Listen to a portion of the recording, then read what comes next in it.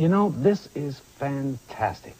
The computer has been my accountant, now it's provided me with my French teachers, and if they talk too much, I can merely turn them on.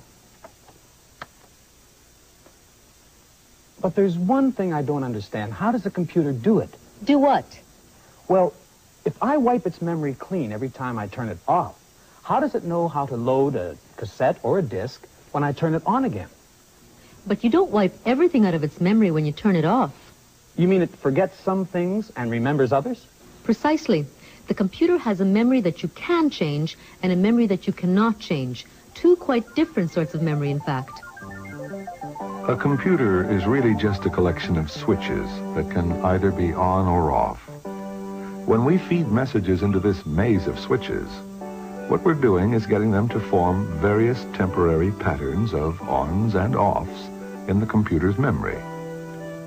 But we can't do this to all the switches because some of them have already been organized into preset patterns before the computer leaves the factory. These switches are stuck, and they consist of permanent instructions on how to load programs, how to print things on the screen, and so on. The computer can read this left half of its memory, but it can't write on it. It can't change it. It is therefore called read-only memory, or ROM. But the computer can, in a sense, write on the other half of its memory. This half is called random access memory, or RAM.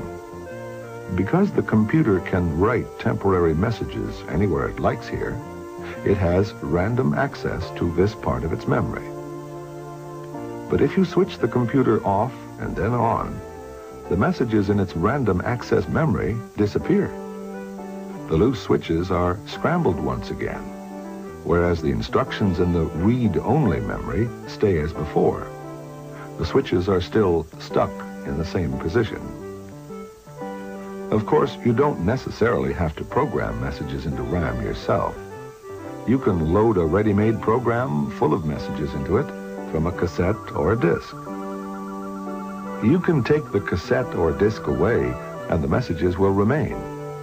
But naturally, if you turn the computer off and then on, once again, the messages will disappear. But at least you've still got the originals on your cassette or floppy disk. So ROM is read-only memory, and it's permanent. It never forgets. Whereas RAM is both read and write memory, and it's temporary. It forgets at the flick of a switch. ROM and RAM. ROM and RAM. ROM wasn't built in a day, so it's here to stay.